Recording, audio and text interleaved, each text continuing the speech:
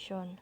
Ang translocation ay ang paggalaw ng tubig, mineral, at pagkain sa loob ng halaman. May dalawang pangunahing tissue na responsable dito. Ito ay ang xylem.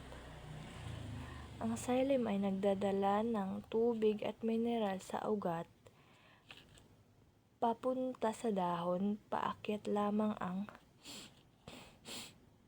galaw nito. Ang mga cells na involved dito ay ang B cell.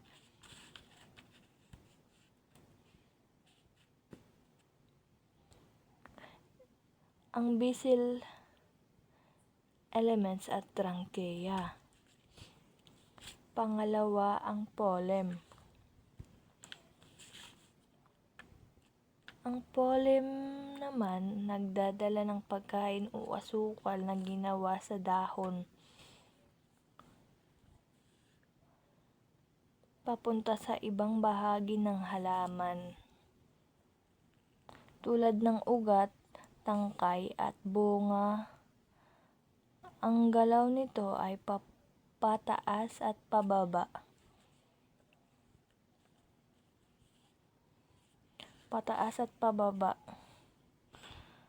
Ang mga cell na involved dito ay ang mga sieve tube element at companion cell.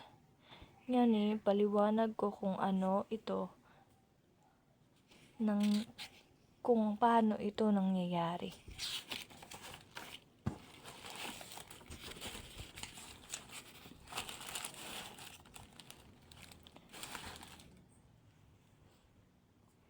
Sa dahon, gumagawa ang mga halaman ng pagkain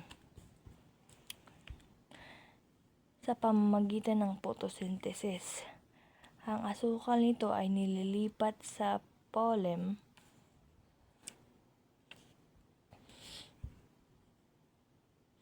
samantala ang tubig mula sa xylem ay pumapasok sa phloem.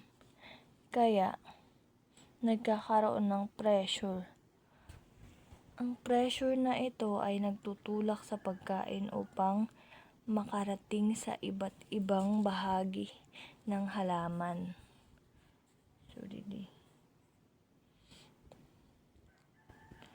Sa madaling salita, ang xylem ay para sa tubig at mineral at ang phloem naman ay para sa pagkain.